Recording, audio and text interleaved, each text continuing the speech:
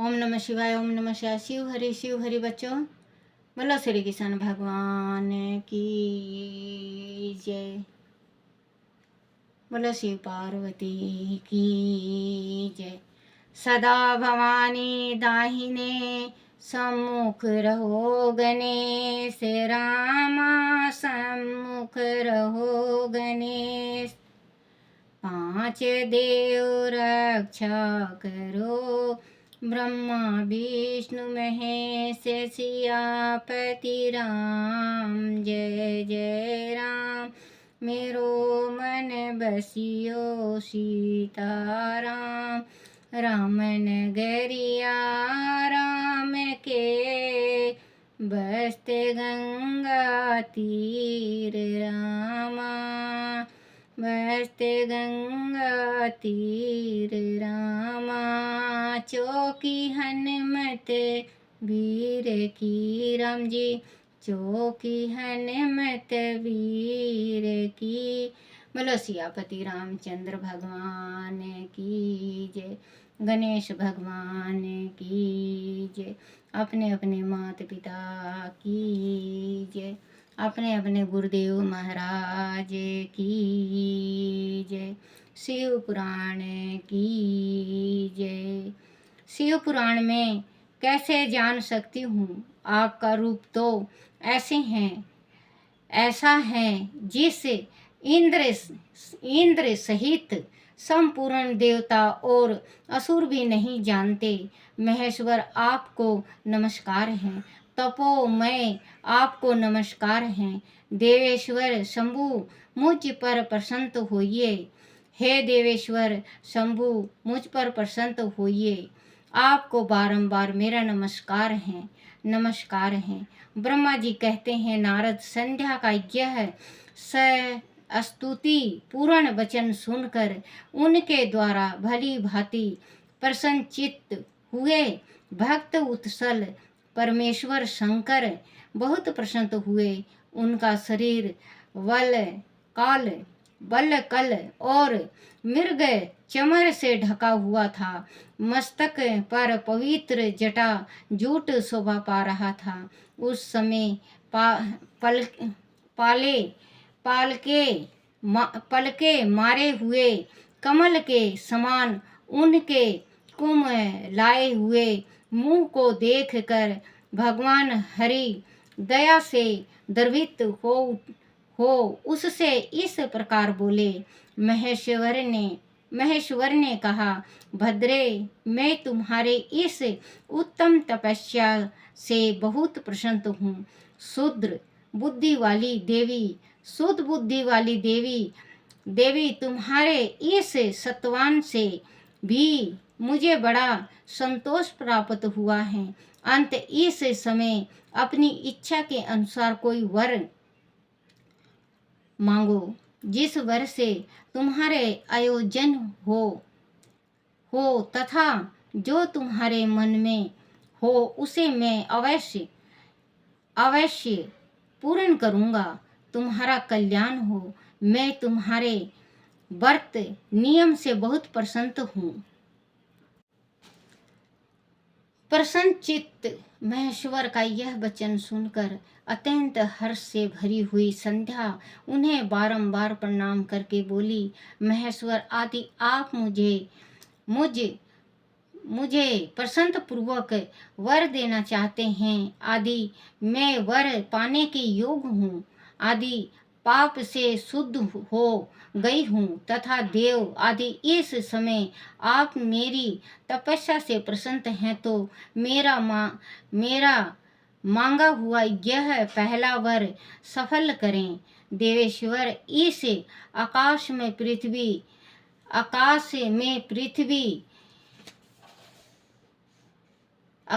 पृथ्वी आदि किसी भी स्थान में जो प्राणी हैं, वह सब के सब जन्म लेते ही कामवश से युक्त न हो जाएं। नाथ, मेरी सकाम दृष्टि कहीं ना पड़े। जो मेरे पति हो वह भी मेरे अत्यंत सुहृद हो। पति के अतिरिक्त जो भी पुरुष मुझे सकाम वश भाव से देखे, उसके पुरुषत्व का नाश हो जाए, वह तत्काल नपुंसक हो जाए। निष्पाप संध्या का यह वचन सुनकर प्रसन्न हुए वत्सल भगवान शंकर ने कहा, देवी संध्या सुनो। भद्रे, तुमने जो जो वर मांगा है वह सब तुम्हारी तपस्या से संतुष्ट होकर मैंने दे दिए। प्राणियों के जीवन में मुख्यतः चार अवस्थाएं होती हैं। मुख्य चार अवस्था होती हैं। पहली शिशु अवस्था, दूसरी कुमार अवस्था, तीसरी यौवन अवस्था और चौथी बुद्धि व वृद्धावस्था। तीसरी अवस्था प्राप्त होने पर देहधारी जीव कामवास से युक्त होंगे। कहीं दूसरी अवस्था के अंतिम भाग में ही प्राणी सकाम हो जाएंगे। दूसरी तपस्या के प्रभाव से मैंने जगत में सकाम भाव के उदय की यह मर्यादा स्थापित कर दी है, जिससे देहधारी जीव जन्म लेते ही काम से युक्त न हो जाएं। तुम भी इस लोक में वैसे ही दीप सती भाव को प्राप्त करो, जैसे तीनों लोकों में दूसरी किसी स्त्री के लिए संभव नहीं होगा।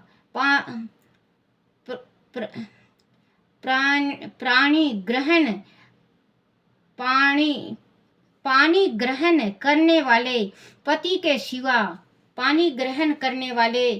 के सिवा जो कोई भी पुरुष सकाम होकर तुम्हारी ओर देखेगा, वह तत्काल नपुंसक होकर दुर्लभता को प्राप्त हो जाएगा। दूसरे पति महान तपस्वी तथा दुर्लभ को प्राप्त हो जाएगा। तुम्हारे पति महान तपस्वी तथा दिव्य रूप से संपन्न एक महाभाग महर्षि होंगे, जो तुम्हारे साथ 7 कल्पों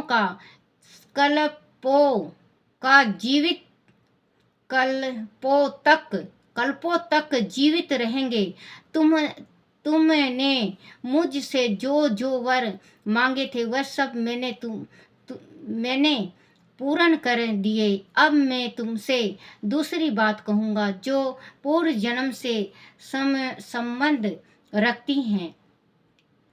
तुमने पहले से ही यह प्रतिज्ञा कर रखी है कि मैं अग्नि में अपने शरीर को त्याग दूंगी। उस प्रतिज्ञा को सफल करने के लिए मैं तुम्हें एक उपाय बताता हूँ, उसे निसंदेह करो। मुनिवर, मेधा तिथि का एक यज्ञ चल रहा है जो 12 वर्ष तक चालू रहने वाला है। उसमें अग्नि पूर्ण तय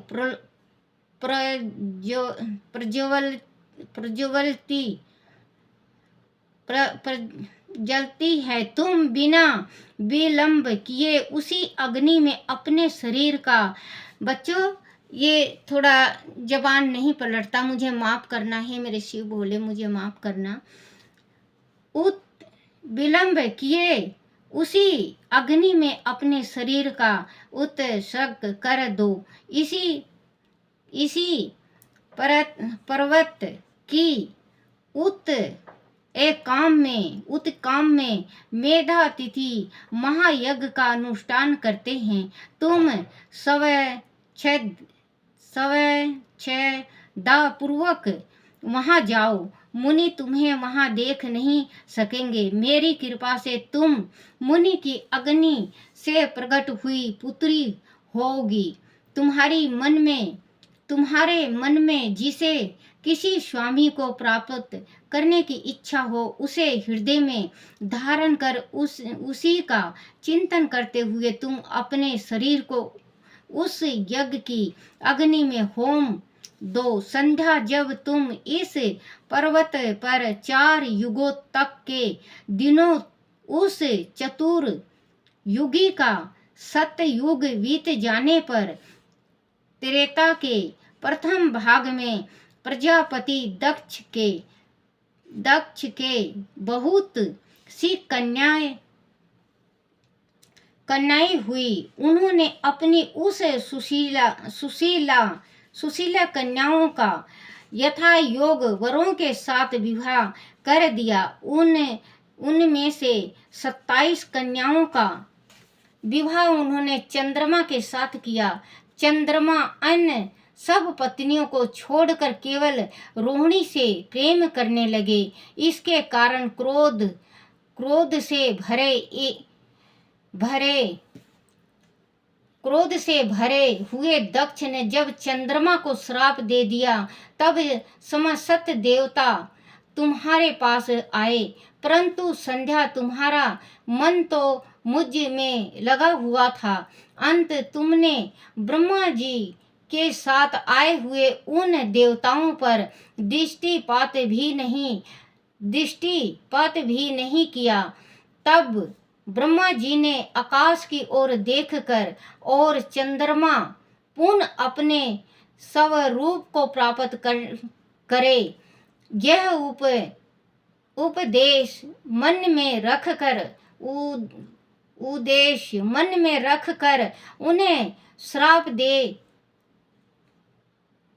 उन्हें श्राप से छुड़ाने के लिए एक नदी की सृष्टि की, जो चंद्रभाग नदी के नाम से विख्यात हुई। चंद्रभाग के प्रादुर्भाव काल में ही महर्षि मेधातिथि यह उपस्थित हुए थे। तपस्या के द्वारा उनकी समानता करने वाला ना तो कोई हुआ है, ना है और ना होगा ही। उन महर्षि ने महान विधि विधान के साथ दीर्घ काल तक चलने वाले ज्योतिषटोमय नामक यज्ञ का आरंभ किया है। उसमें अग्निदेव पूर्ण रूप से प्रज्वलित हो रहे हैं। उसी अग्नि में तुम अपने शरीर को डाल दो और परम पवित्र हो जाओ। ऐसा करने से इस समय तुम्हारी वह प्रतिज्ञा पूर्ण हो जाएगी। इस प्रकार संध्या को उसके हित का उपदेश देकर देवेश्वर भगवान शिव वहीं अंतर्ध्यान हो गए। बोलो शिव पुराण की जय। बोलो शिव पार्वती की जय।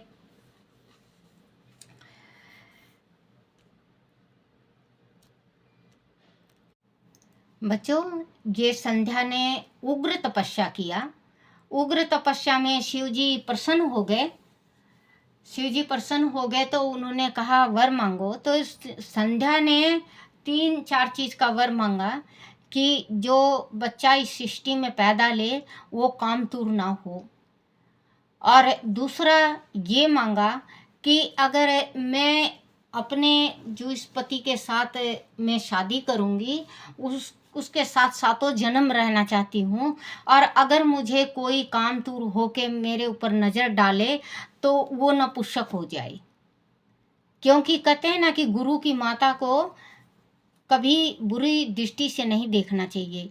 गुरु माता होती हैं, गुरु की पत्नी आपकी माता कहलाएगी। तो उसको अगर आप बुरी नज़र से देखते हो, गुरु माता कहते हैं, तो बच्चों आप चाहे कितना भी संसार में दान पुण्य यज्ञ पाठ पूजा कुछ भी कर लो, आप बच्चों नपुंसक से नहीं बच सकते। इस जन्म में नहीं तो अगले जन्म में नपुंसक वो इंसान होता ही होता है। तो बच्चों कभी भी आप गलत दृष्टि से किसी बड़ी औरत को या अपने गुरु की पत्नी को या अपने बड़े भाई की पत्नी को या जेठ हो आप तो अपने छोटे भाई की पत्नी को कभी गलत दृष्टि से नहीं देखते, क्योंकि ये श्राप मिला हुआ है। तो बच्चों, जैसे संध्या ने कहा कि मैं जिस पति के साथ भी शादी करना चाहती हूँ तो 7 जन्मों तक वो मेरा पति रहे। तो इन्होंने कहा, बोले एक ऋषि हैं आप, उन्होंने 12 साल हो गया यज्ञ करते हुए। सबसे पहले जहाँ पे आप बैठ के तपस्या की हो वहीं पे उन्होंने तपस्या किया है, अब वो यज्ञ कर रहे हैं। तुम जाओ संध्या और वहाँ पे अग्नि में प्रवेश हो जाओ। आपका जो शरीर, जो कभी आप छोटे थे, आप कामतुर हो चुके हुए थे, तो उसका गिलान आपके शरीर में आज भी है। तो आप अग्नि में प्रवेश होंगी तो आप का बिल्कुल शुद्ध शरीर हो जाएगा और आपका नया जन्म होगा। फिर आप जिसको भी पति के रूप में मानेंगी वो आपका ही रहेगा 7 जन्मों तक। तो संध्या है, आहुति में उसको जो आहुति देते हैं अग्नि को, उसमें खुद को आहुति दे देगी। तो बच्चों, इसका संध्या का ये शिव भगवान ने जो कृपा बरसाई, तो पूजा से और पाठ से और भक्ति से, क्योंकि आप भी अगर भगवान शिव जी का सही ढंग से भक्ति करते हो, कुछ भी नहीं करना। गृहस्थी है, जैसे हमारा तो गृहस्थी है, 1 लोटा जल, 1 दाना चावल का, 1 जोत बत्ती श्रद्धा के साथ लेके जाओ। देखो, क्योंकि बच्चों भगवान के पास जो जोत बत्ती जलाते हैं शिव लिंग के ऊपर नहीं रखना चाहिए या शिवलिंग के अगल बगल नहीं रखना चाहिए। शिव जी को जोत बत्ती दिखा के शिव जी के से बाहर रखना चाहिए, क्योंकि शिव जी बहुत ठंडे हैं। जिस टाइम गर्म होते हैं बहुत ही ज़्यादा गर्म हो जाते हैं। तो इसी वास्ते शिव जी के पास जोत जलाओ, लेकिन रखो नहीं, उससे दूर रखो। तो आपको भगवान जो आप अपने मन में इच्छा रख के गए हो आपकी ज़रूर पूर्ण होगी। बच्चों, एक दफ़े एक कहानी याद आ गया, कहानी बता रही हूँ मैं। एक पंडित था तो पंडित बच्चों शिव जी का पुजारी था। वो मांगने जाया करता, जिस टाइम मांगने जाया करता तो वो अगर दिन भर भी मांगता तो उसको एक ही दीवा मिलता था आटे का, 1 कटोरी। और अगर दोपहर को जाता तो उसको एक घर से भी 1 ही कटोरी मिलता था, उसके भाग में 1 ही कटोरी था। वो आता 1 कटोरी आटा लेके रोटी बनाता, भगवान के शिव जी के आगे रखता और कहता, हे मेरे शिव भोले, मेरी किस्मत में यही है, बस जब भी मैं जाता हूँ जब भी 1 कटोरी आटे का, अगर दिन भर में 10 घर घूमूं जब भी 1 ही कटोरी आटे का होता है। आपने थोड़ा सा शिव जी को भोग लगा के, क्योंकि शिव जी का जिस टाइम भोग लगाते हैं, शिव जी को जो शिवलिंग है बच्चों, तो सारा का सारा शिव जी को सटाना नहीं चाहिए। अपना जो प्रसाद ले गए हो तो शिव जी को सटाना नहीं चाहिए। शिवलिंग पे चढ़ाया हुआ योगी खा सकते हैं, जो जोगी हैं, जो घंटी बजाते हैं उनका होता है, जोगियों का, जोगड़ा कहते हैं, जोगियों का होता है। गृहस्थल इंसान को नहीं खाना चाहिए। हाँ, ले जाओ, 1 भाग शिव जी को चढ़ा दे, 1 भाग किनारे पे रखो, वो प्रसाद हो जाता है। तो बच्चों, ऐसे करते करते बहुत दिन हो गया। पार्वती कहने लगी, शिव जी, इस ब्राह्मण का दुख दूर कर दो आप। देखो, रोज आता है, 1 कटोरी आटे में से भी जो रोटी बनती है, 2 रोटी बनती है, आधी रोटी आपको दे जाता है, आधी रोटी कुत्ते को देता है, आधी रोटी गौ को देता है और आधी रोटी खुद खाता है। भगवान इसका दुख दूर करो। क्योंकि पार्वती का जो दिल है बिल्कुल मोम है, क्योंकि माँ है ना जगत जननी। तो शिव जी कहने लगे, बोले पार्वती, इसकी किस्मत यहाँ पे नहीं है। अगर ये दूसरा देश जाता है बच्चों ये भी बात होता है कि अगर आपकी कमाई उस नगर, उस शहर, उस गांव में नहीं है और आप भूखे मर रहे हो और आप कुछ भी कर रहे हो उसी में नुकसान हो रहा है, तो देश बदल देना चाहिए। क्योंकि अगर देश बदल दो तो तकदीर हो सकता है कि इस धरती पे हमारी तकदीर नहीं चली, अगली धरती पे हमारी किस्मत वाह कर जाए। तो कहने लगे शिव जी, बोले पार्वती इसकी किस्मत यहाँ इस गांव में नहीं है, कोई शहर जाएगा, अगर शहर जाता है तो इसकी किस्मत खुल जाएगी। अपने ज्ञानी था, पंडित था, भाई ज्ञानी बहुत था। वो रहता रहता अचानक उसके दिल में आया, भोलेनाथ से कहने लगा, भोले मैं थक गया, मेरी आधी उम्र चली गई, लेकिन मैं वही आधी रोटी खा के दिन भर में मैं जी नहीं सकता, क्योंकि आगे जीऊँगा तो आपका नाम लूँगा, अगर मेरे जीवनी नहीं रहा तो आपका नाम कैसे जपूँ, पेट भर खाना नहीं मिलेगा तो मैं कैसे जी सकता हूँ। वो ब्राह्मण उस देश को, गांव को छोड़ के प्रदेश चला गया, दूसरा देश चला गया। वहाँ पे जैसे ही पहुँचता है, क्योंकि पहले पैदल चला करते, पहुँचता है तो वहाँ राजा का राज था। तो वहाँ का जो राजकुमार था, छोटा सा राजकुमार, वो खेल रहा था। तो उसका जो राजमहल का मेन गेट था, वहाँ पहुँचा तो वो मेन गेट टूट के उसके ऊपर गिरने वाला था। क्योंकि ये तो ब्राह्मण थे, इनको कोई विद्या ऐसी आया करती जो चीज़ नीचे, अगर ये ब्राह्मण उस विद्या को पढ़ दिया करते तो वो चीज़ नीचे नहीं गिरा करती। तो ये ब्राह्मण मंत्र पढ़ दिया और राजा घोड़े पे चढ़ के आ रहा था और वो देख रहा कि हाँ मेरे लाल पे ये जो मेन गेट है ये गिरने वाला है, दरवाजा गिरने वाला था। लेकिन उस पंडित ने जो मंत्र उच्चारण करी, वो राजा देख लिया कि हाँ ये पंडित के उच्चारण से ये आज दरवाजा, मतलब मेन गेट मेरे बच्चे के ऊपर नहीं गिरी और आज मेरा बच्चा बिल्कुल स्वस्थ और ठीक है।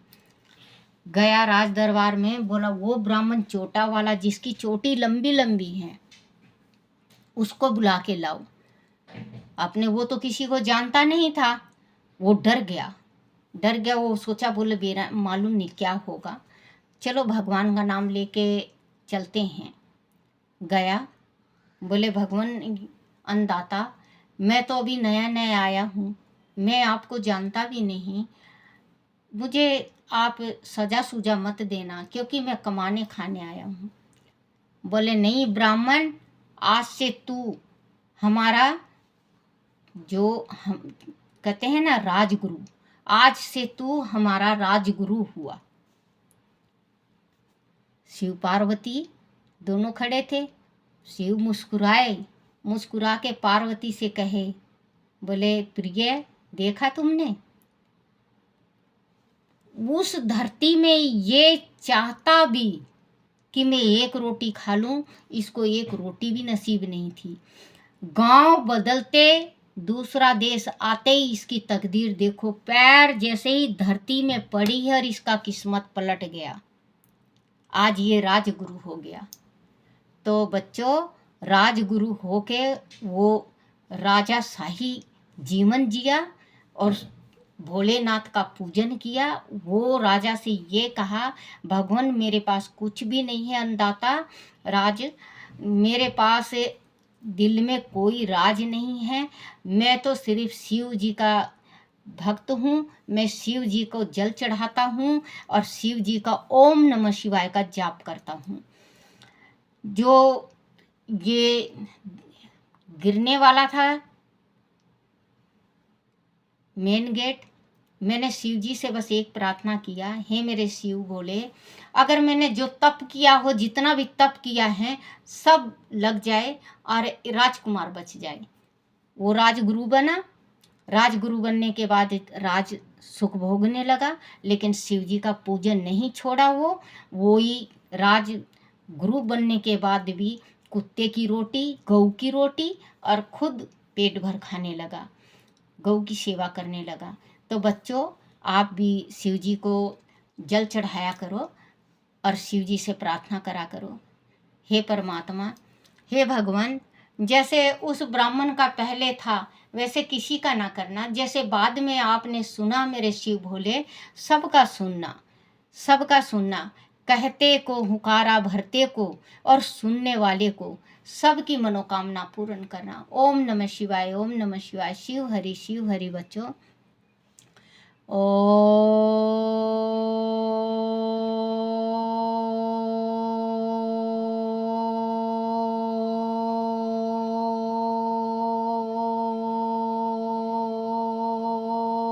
नमः शिवाय। बोलो शिव शंकर भगवान की जय।